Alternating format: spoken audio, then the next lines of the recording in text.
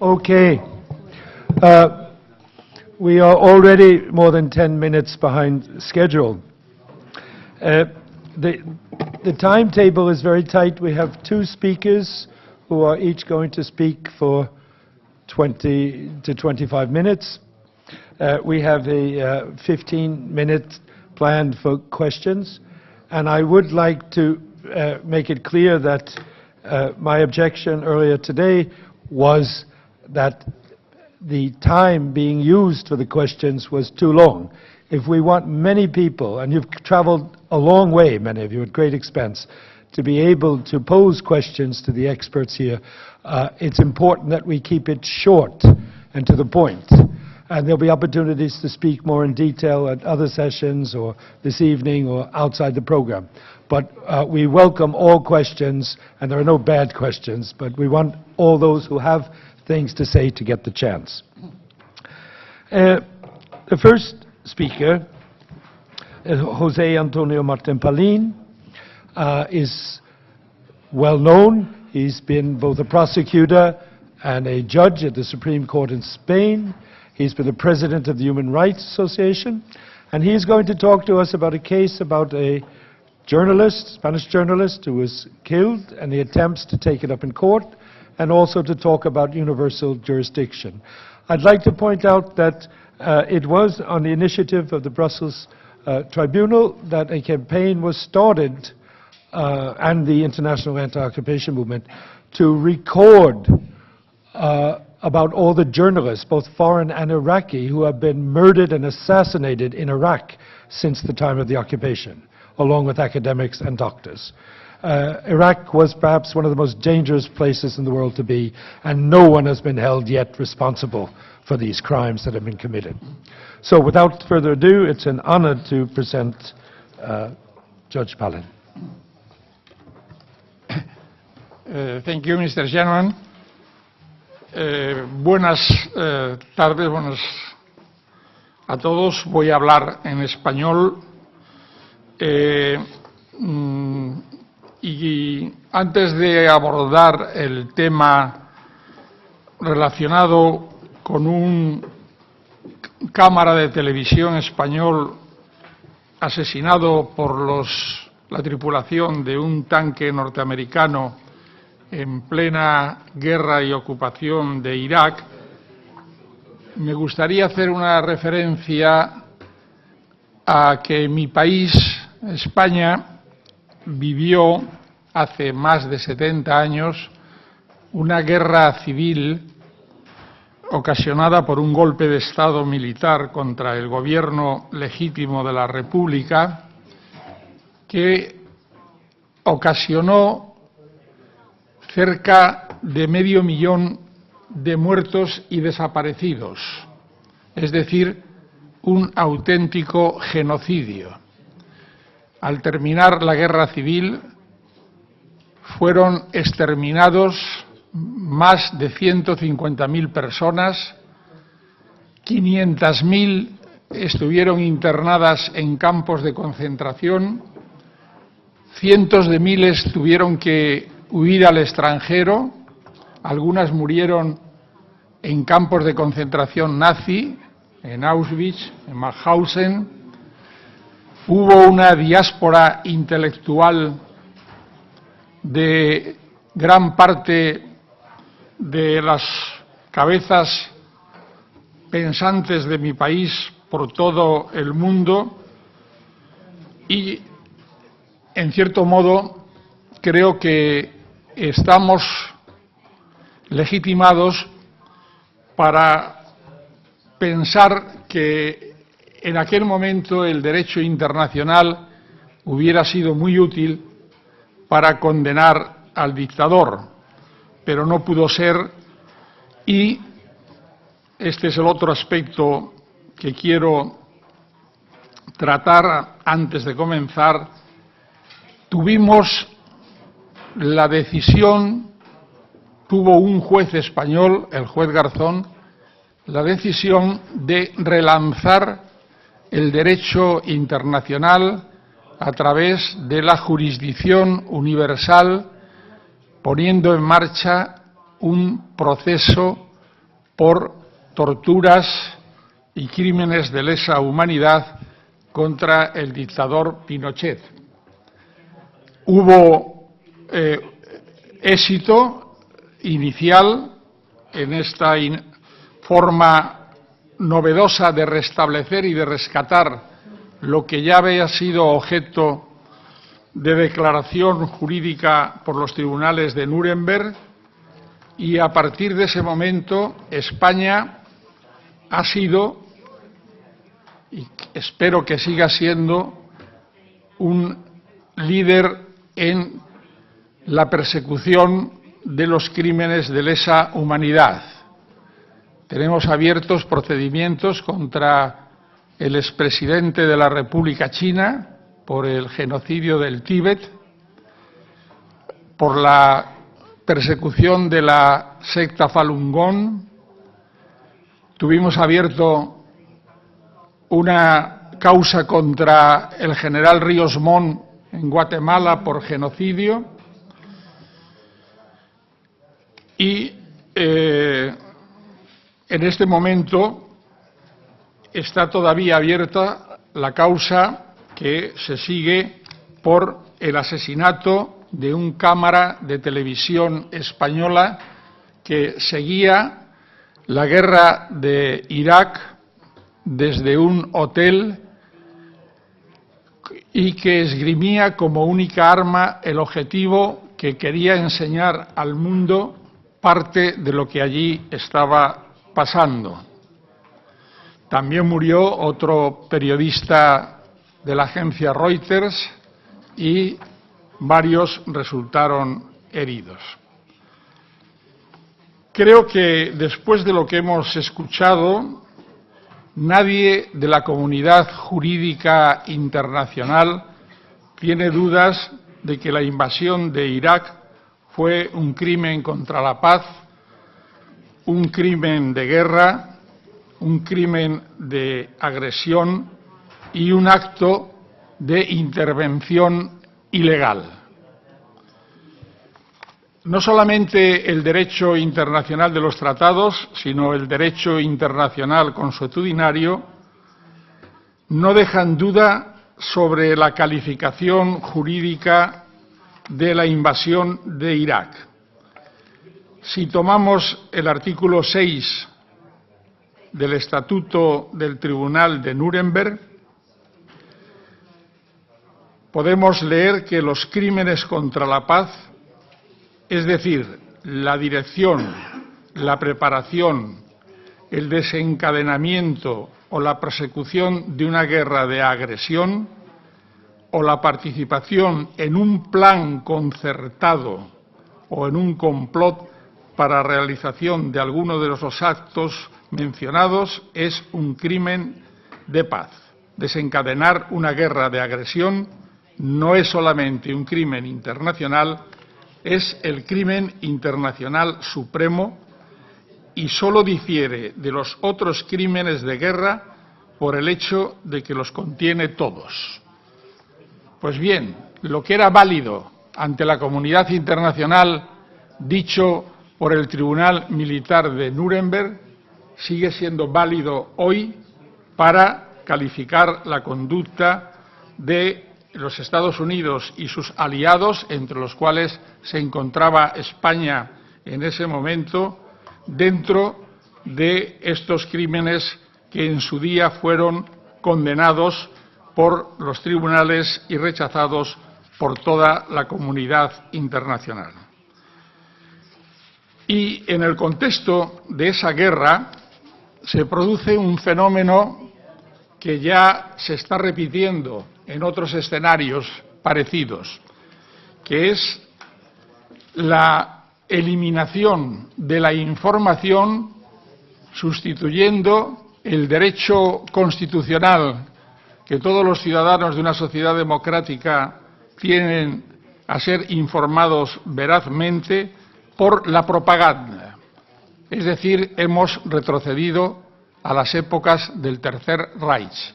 Ya no hay información, sino que solo hay propaganda, o se quiere que solo haya propaganda.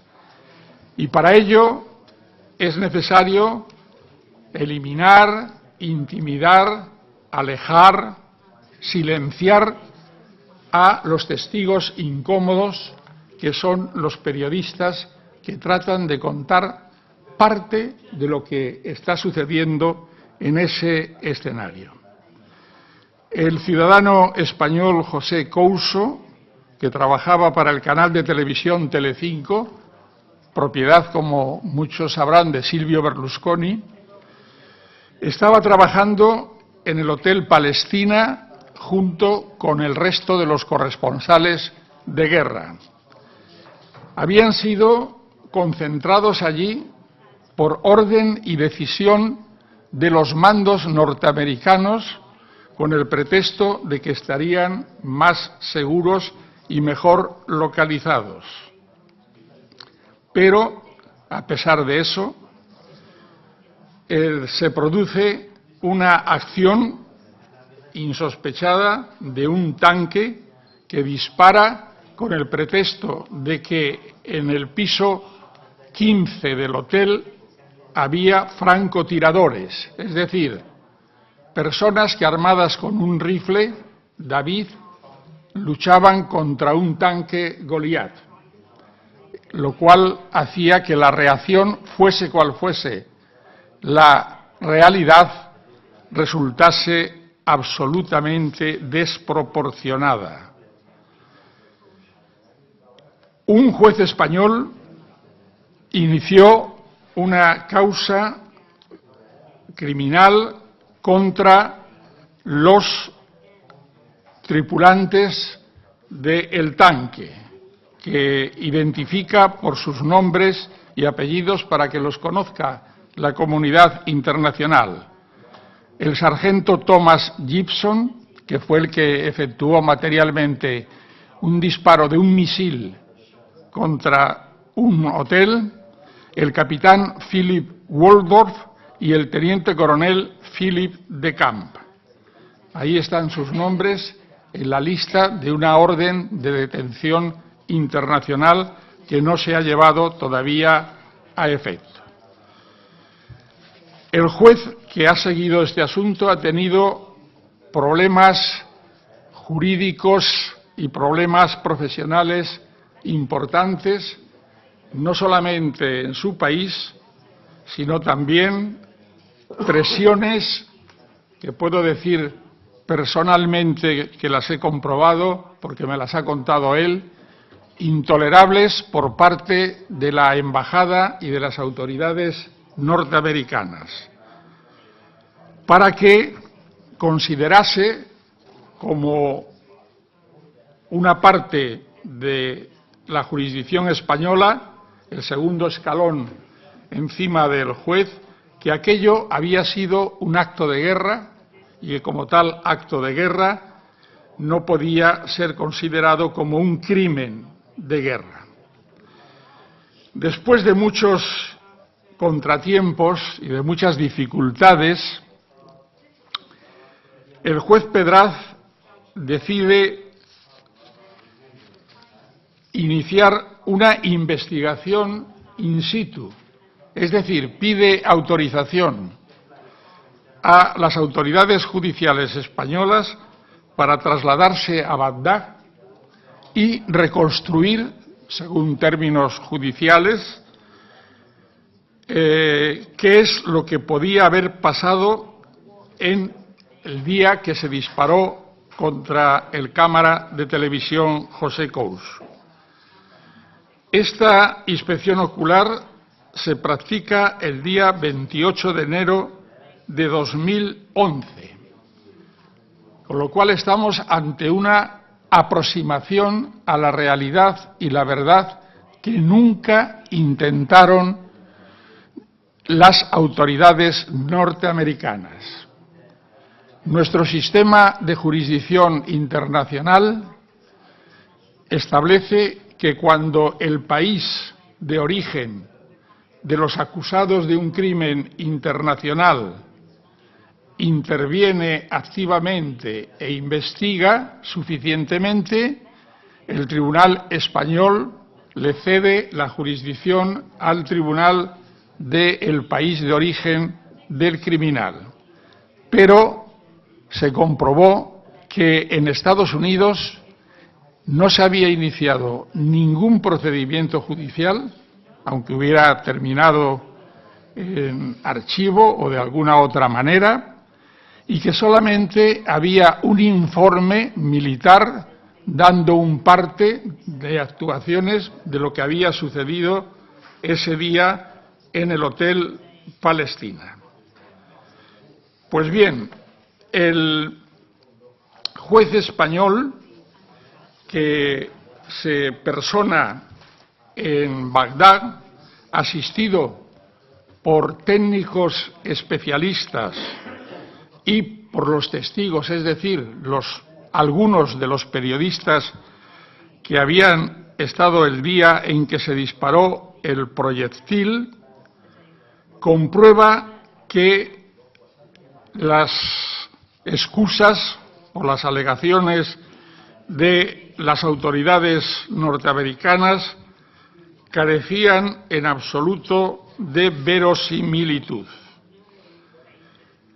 porque se pudo comprobar perfectamente por métodos técnicos rigurosamente contrastados que los elementos ópticos de que disponía el tanque, entre ellos un periscopio de 360 grados de visión y unos objetivos que permitían aumentos de un objeto de 11 centímetros a 220 centímetros, era una de las causas que alegaban los tripulantes del tanque, permitía perfectamente distinguir una cámara de televisión de cualquier otro instrumento de guerra, fuese un fusil o fuese un lanzamisiles.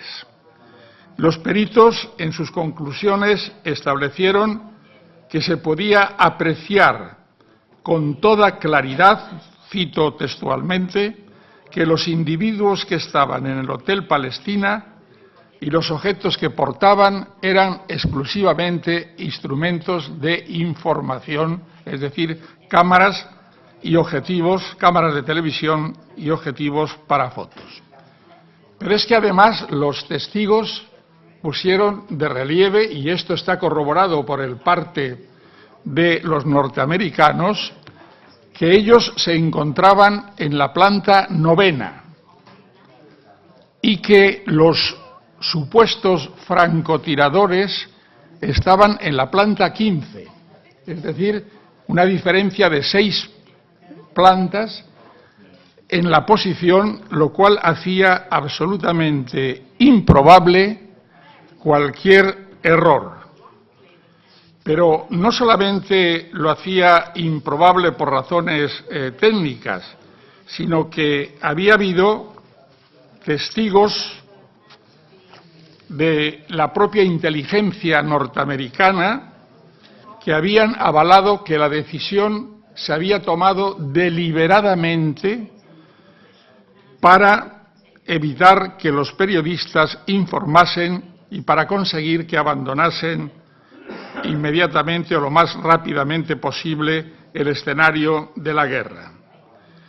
Existe un testimonio de una sargento, Adrienne King, de la inteligencia militar, que el 13 de mayo del año 2008, en un programa de televisión, Democracy Now!, afirmaba que había recibido un correo en el que se señalaba al Hotel Palestina como objetivo militar potencial. Ante esta información, pone en conocimiento de sus superiores la extrañeza porque sabía que allí se alojaba la prensa y que además se había alojado por decisión de sus superiores. La respuesta textual que recibió la sargento Adrienne King es, cito entre comillas, alguien en un nivel superior de la cadena de mando sabía lo que estaba haciendo. creo que el juez español tiene los elementos suficientes como para pretender que se condene como mínimo por homicidio intencional en situación de guerra a los tripulantes del tanque. A partir de este momento, esas presiones que había recibido personalmente el juez español las reciben todos los jueces que tienen abiertas causas por jurisdicción universal. Habíamos sido la vanguardia, como he dicho al principio. El general Pinochet fue detenido.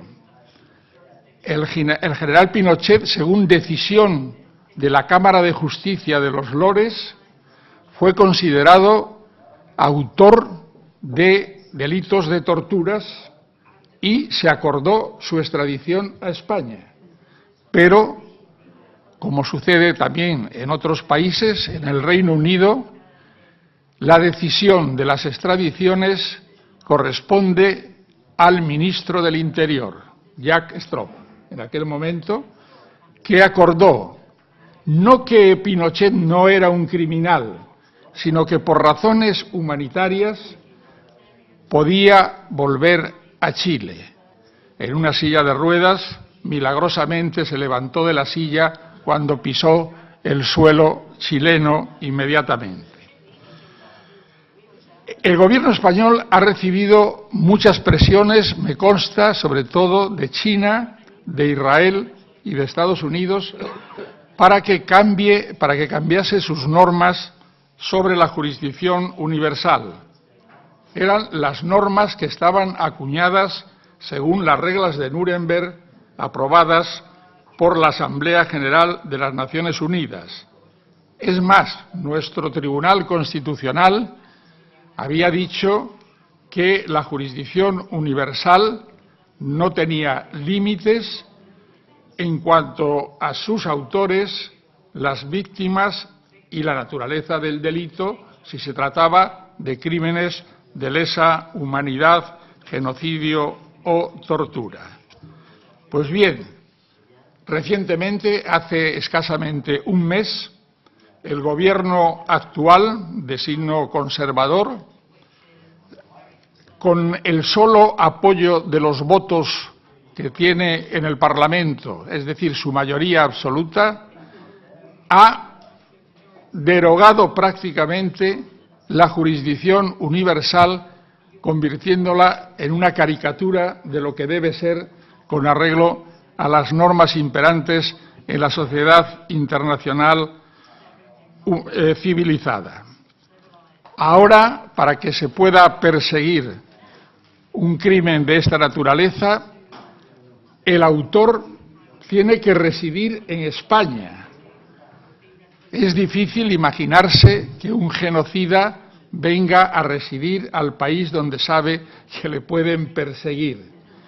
Es necesario que haya por lo menos víctimas españolas.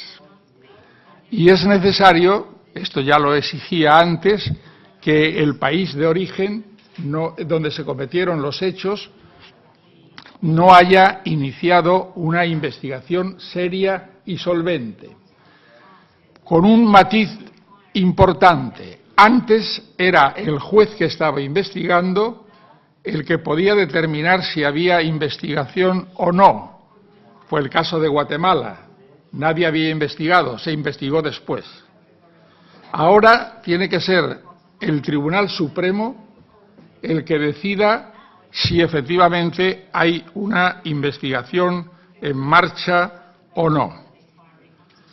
Pero, a pesar de eso, el juez Pedraz, que es el que sigue con la investigación del caso Couso, ha dicho que la modificación de la ley española no le impide seguir investigando porque, en virtud de las convenciones de Ginebra y del protocolo facultativo, que son normas de derecho internacional superiores a las normas de derecho interno, puede seguir investigando. Al día de hoy, que yo tenga conocimiento, nadie ha iniciado ninguna acción de responsabilidad profesional o disciplinaria contra el juez Pedraz.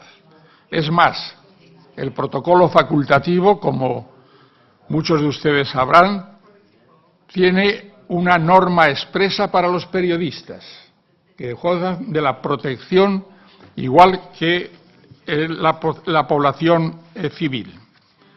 Espero y deseo, estoy llegando justo a los 25 minutos que me han marcado, que esta campaña que se ha iniciado en muchos países en contra de la jurisdicción universal no tenga éxito, porque los jueces independientes consideren que las normas que imperan en una sociedad, en una comunidad civilizada, son superiores a las normas coyunturales o a los intereses económicos de los países que pueden verse afectados. Antes se hablaba, y con esto termino, de Tony Blair. Aquí tenemos, el juez Couso ha marcado quiénes pueden ser los autores, los cómplices y los encubridores de estos hechos. Es muy probable que no lleguen a sentarse ante un tribunal internacional, pero es seguro que todas las mañanas, cuando se levanten y seguramente se vean en el espejo, digan: estoy libre, pero la comunidad internacional me ha condenado. Muchas gracias.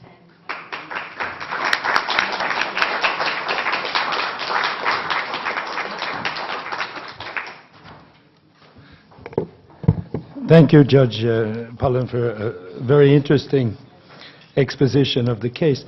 I am extremely impressed as an activist and a non-lawyer, listening to the evaluation of evidence and the refinement of arguments that have been used in so many cases throughout the world to try to bring justice and accountability.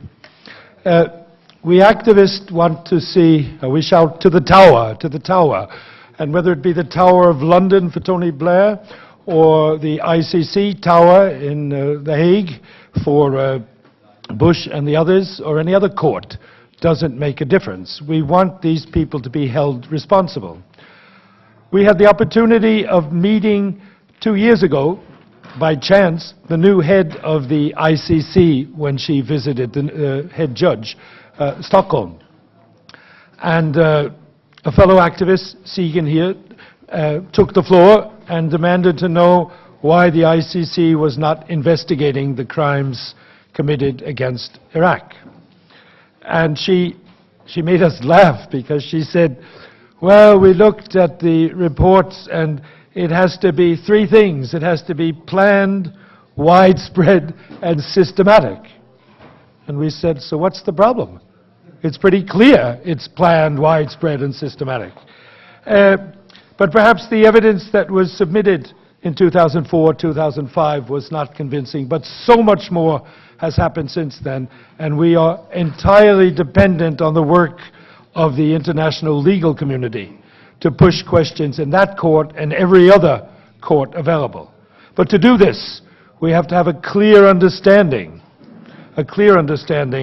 of the legal system and the duality that we face. And our next speaker, Professor Nilofer